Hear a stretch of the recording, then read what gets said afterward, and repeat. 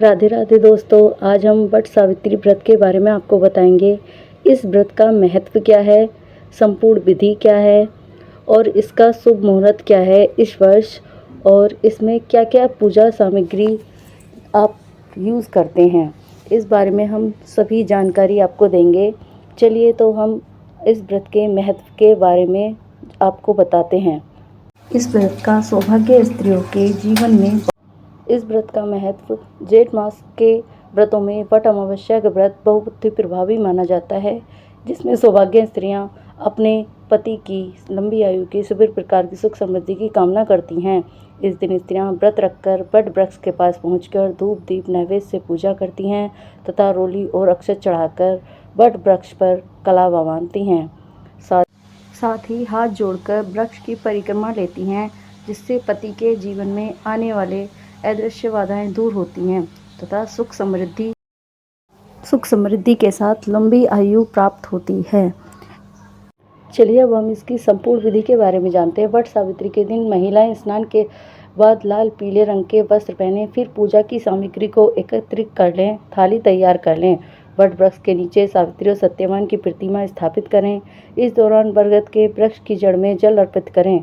फिर आप पुष्प, अक्षत, फूल, भीगा चना, गुड़ व मिठाई चढ़ाएं। बाद में वृक्ष के 7 बार परिक्रमा करते हुए इस पर कच्चा सूत या कलावा लपेटें। फिर सावित्री और सत्यवान की कथा सुनें। पूरी पूजा संपन्न हो जाने के बाद आप दान करें। दान आप अपनी इच्छा से कर सकते हैं, क्योंकि ऐसा करना बहुत ही शुभ होता है। किसी भी त्योहार या दान करने से आपके जो कष्ट होते हैं वो सब कट जाते हैं। हिंदू पंचांग के अनुसार इनका शुभ मुहूर्त क्या है जानते हैं। पंचांग के अनुसार ज्येष्ठ अमावस्या तिथि 5 जून की शाम 7:54 पर शुरू होगी और 6 जून की शाम 6:07 तक रहेगी।